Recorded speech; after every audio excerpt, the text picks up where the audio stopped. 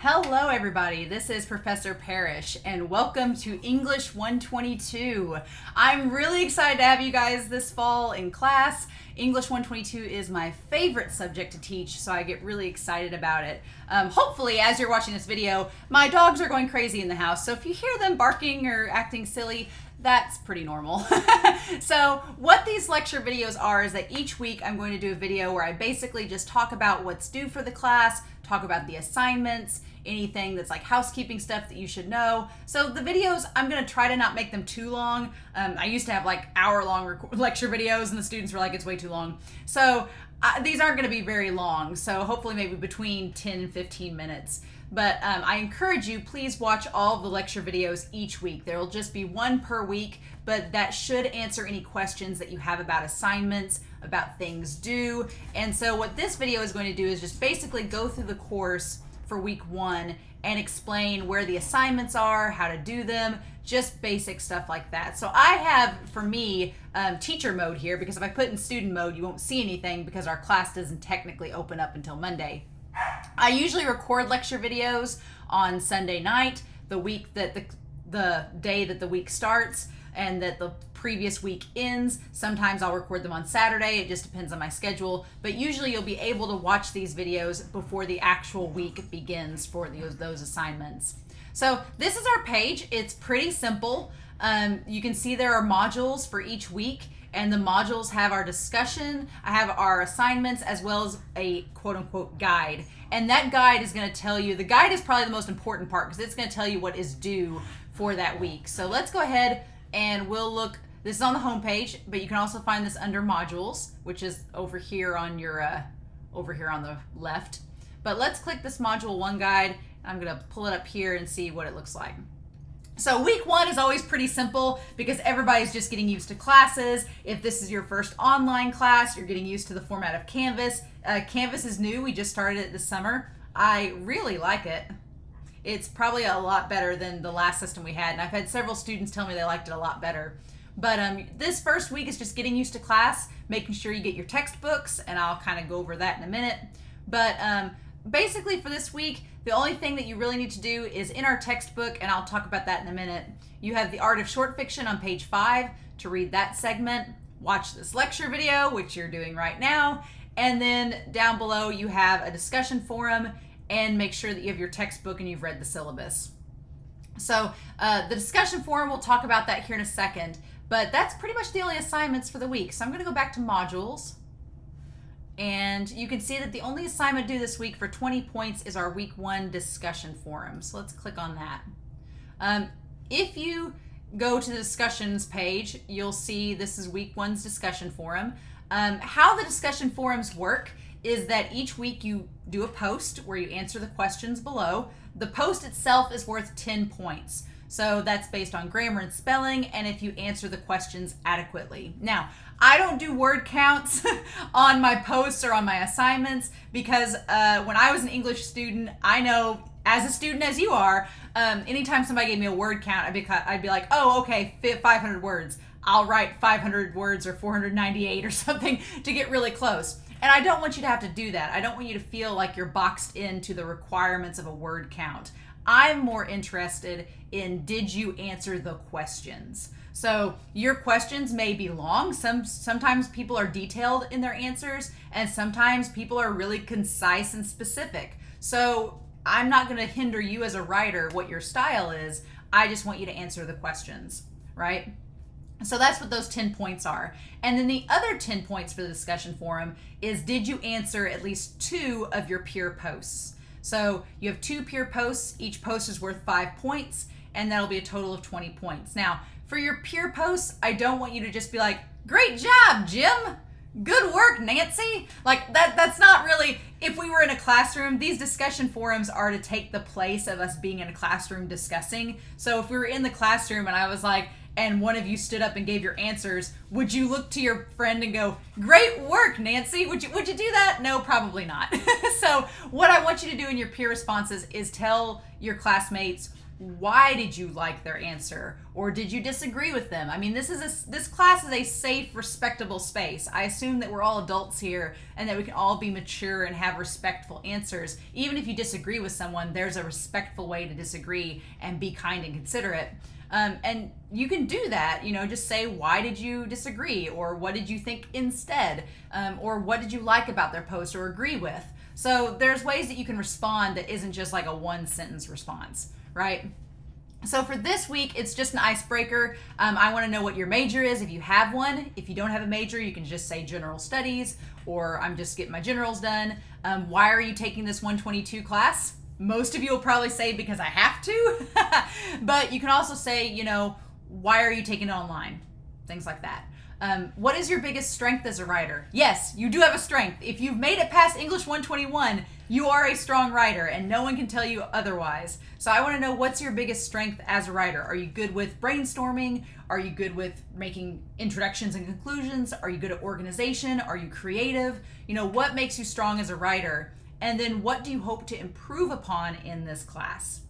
And then finally, what is your favorite text? Now I say text because some people really like reading books. Some people like reading newspapers or journals. Some people like movies. Movies are scripts. They're a form of drama. So you could choose something like that. But I'm curious what your favorite is. And I like asking this question because I feel like all of us, we can find similarities with each other based on our interests.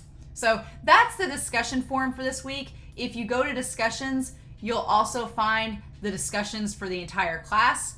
The due dates are beside them. They're not really in order on this page, which is weird to me, but basically, I'm going to move this up to the top if I can. Maybe it will let me, maybe it will not. Anyway, you can find the week one and when it's due and when it'll be available. And some of these discussion forums won't be available for you to see until later in the semester. So as far as the left-hand side of this page goes, you have your modules, which we've been through. You have your assignments, which organizes everything. It's a big old list. I like the modules better. I think the modules work a little bit better. Then you have your discussions. Your grades will be posted here. Now, I can see everybody in the class, as you can see. You will just be able to see yourself. So I am pretty up to date on grading. I try to get grades done week to week so that you have an accurate understanding of what your grade is in the class. If you click the people link, you'll see everybody in the class and our emails. So if you need to email a classmate, my email is down here as well. You can click on, if you click on me, you can send me an email. So fun times. I haven't added a bio on here yet, but that's okay. So then I'll add it later. As far as the syllabus goes, our syllabus is right here. You can see that there's a course summary of what's going to be due week to week, which is nice. We also have a calendar that you can access over here that shows you what's due week to week, which I really like. But let's look at the syllabus. So the syllabus for this class, if you're watching this video, you don't have to go back and read it. You can just read along with me. So the way that this works is my email address and phone number is up here. As far as office hours or student service hours goes, I work as the dual credit coordinator and recruiter on campus. So I'm at high schools a lot during the week. So the best way to get a hold of me is just through email. I'm not always in my office to answer my phone. So email is the best because I can check my email from anywhere. Usually I don't check my email at night. I will check it periodically throughout the weekend if I'm grading. But if you email me throughout the day, I'll definitely get back to you. Don't be afraid to send me emails. Even if you're like every day emailing me a question, it's okay. I've had students do that. It's totally fine. But if you do need to schedule an appointment, just email me and we'll set that up where we can meet face to face. This class is a continuation of English 121. So English 121 was all about different types of writing. So informative, compare and contrast, argument. This class is more taking what you've learned from English 121 and applying it to literature. So we're going to be looking at fiction and nonfiction, the short story, poetry, drama, and then doing a research paper at the end of class. And I tend to give a lot more time on the research paper because it's bigger than the other papers in the class. But the goals are for us to demonstrate that you are proficient in writing. For many of you, this is the last English class you will ever take in college, which is crazy to me because I'm an English major, so I had lots of English classes. But this may be your very last English class, so I want it to be a good one. I want you to leave this class feeling like you've accomplished something as a writer and that your writing has purpose and meaning, and that the skills you learn in this class you can take on into your other courses, or into if you become a nurse or go into a job that involves writing, you have that creative skill and technique to be good at your job. So your objectives are listed here, and I'm not going to go through all the objectives. The major topics are short story, poetry, drama, and research. The short story, poetry, and drama papers are going to be 3 to 5 pages each, so nothing crazy. The research paper is usually the one where everybody does the big gulp, and that's an 8 to 10 page paper. But I try to make it to where we have over a month to work on that paper so that you're not rushed, especially with it being finals week and time for finals. So you can look through here and see what we do each week for the class. You'll notice that there are a couple weeks we won't have a discussion forum. So week 8, we don't have a discussion forum. Thanksgiving week, we do not. And then finals week, we do not. So every other week, you'll have a discussion forum, and there'll be some, you can see here on the side when things are due. All right. As far as our textbooks go, we have one textbook you absolutely have to have, and that is the Kennedy, Goya, and Stone book Literature, an introduction to fiction, poetry, drama, and writing. We are doing free book rentals this fall in the bookstore. So if you've not gotten your textbook, I would go to the bookstore and rent this for free. It's a really nice textbook. It's very, very good. I really enjoy it. We used it this summer for the first time, and it was really nice. This handbook is optional. It's listed under our textbooks. You had to have it for English 121. If you still have it, I'd hang on to it because you might end up using it, but it's optional. We mainly just reference it for MLA and grammar things, but you don't need to have it if you feel like you don't need it. Plagiarism, just don't write your own papers. Don't have somebody else write for you, and don't just copy and paste from websites. I feel like as an instructor, especially for English, I will get to know your writing style through your discussion forums and your assignments. So when a student submits something that clearly doesn't look like their work, it's pretty noticeable. So, and there's programs and software that teachers can use now to detect plagiarism. So it's pretty easy to spot. So just write your own stuff. Y'all know that. How the grades break down in the class. I like a class with a lot of points, because that gives you some cushion room. I don't like classes where it's like, okay, you've got a midterm and a final, and those are your only 2 grades, so hope you do well. No, I don't like that at all. I like to cushion this class to where every week is important, but if you get sick one week or you miss a discussion forum, it's not going to be the end of the world, right? So your papers themselves, the short story, poetry, and drama papers are worth 100 points each. They're the big bulk of the class. Your research paper is worth 200 points. So you need to make sure you turn that final paper in. I had a student not turn in a final over the summer, and their grade went from an A to a D. That's how important it is. So, well, they missed some other assignments too. So it wasn't just that one paper, but it had a big impact. Your exams, I say exams, they're going to be pretty short. And when we get to those, you'll see what I'm talking about. But you'll have 4 exams. They're worth 25 points each, so not a lot. Your final's worth 100. And then your other assignments in the class, outlines, video and reading responses, they all total to 300 points. And your discussions, there's 15 of them at 20 points each, total to 300 points. So the class is out of 1,300 points. So it's a lot of points. But like I said, I feel like if you miss 1 week of classwork because you're sick or you have an emergency, it's not going to be the end of the week. The main thing is that you don't want to make a habit out of it, because this is why I'm one stickler as a teacher. I am a stickler about due dates. When you start this upcoming week, you will have week 1 and week 2 open. I try to update everything and open it a week ahead of time. So you can work ahead if you want to, but because the class opens and you have an entire week to do these assignments, and they're not a lot, so you can get it done, I do not accept late work. So if you email me on Sunday night, everything is due Sunday at 11:59 p.m. Everything for the week is always due Sunday. So you have an entire week to do this. So if you email me at 11:50 on Sunday night and you're like, oh, my computer crashed, tough luck. That's really what I'm going to tell you. I'm going to be like, I'm sorry, but you've had a whole week. You procrastinated and you won't get the points. So I am a hardcore person about due dates. Now, there are exceptions. If you are sick, you need to notify me ahead of time. Don't wait until 11:50 that night and be like, oh, I've had the flu all weekend. You should have told me when you first got the flu.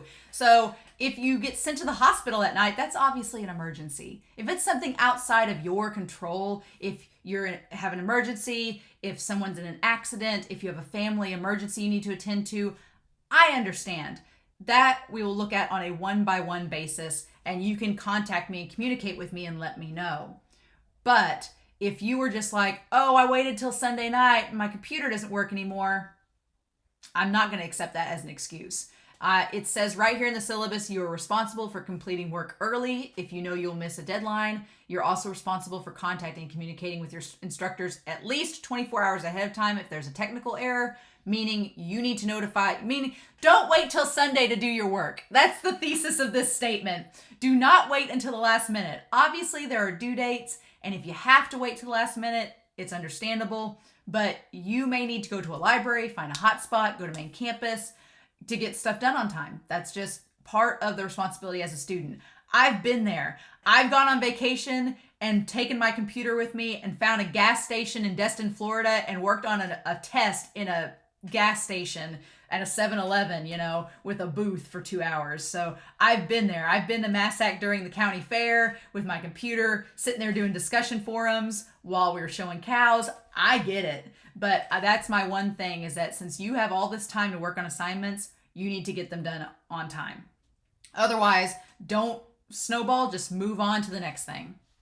You can see about WA policies, things like that. If you have an ADA accommodation, our tests will not be timed, so you shouldn't have any worries there. And then we do use a program called Starfish. So if I see that your grade is low or that you're missing a week of class, I will notify our advisors, and they'll probably get a hold of you to make sure everything's okay. You can basically, if you miss 1 week of class, that's like strike one.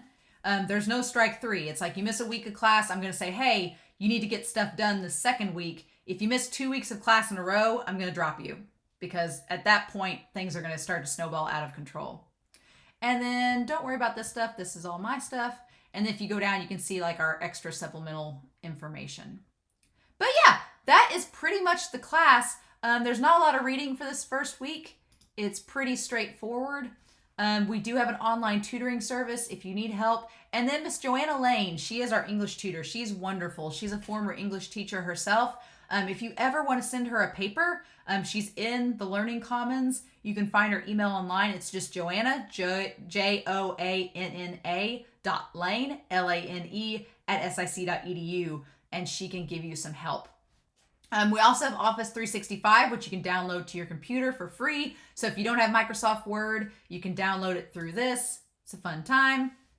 And then as far as anything else goes, and you can log in there, that's pretty much it for the class.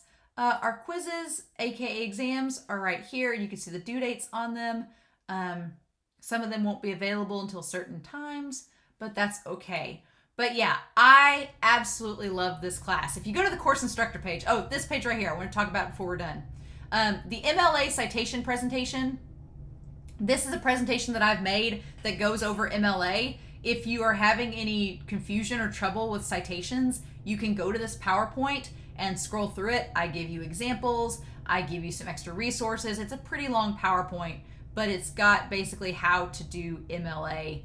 And so if you scroll on down, you can see some examples of like, what do you put in italics? What do you put in quotation marks? You can also see like the basic formula of how to like cite books, things like that. It's a pretty good resource to reference if you need to. And then here's the course instructor page.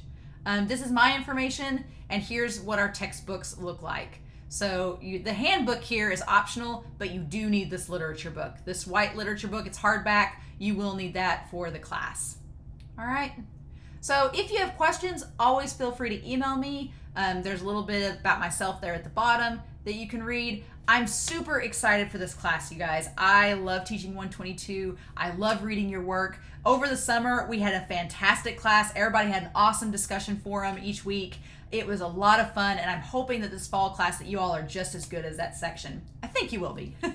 But if you have any questions, please let me know. Otherwise, I'm so excited to have you here at SIC in English 122. I'm excited for the weeks to come, and I'm looking forward to having you as students. So please let me know if you have any questions, but otherwise, I hope you have a wonderful week. Please stay safe, take care, and I'll talk to y'all again real soon. Bye.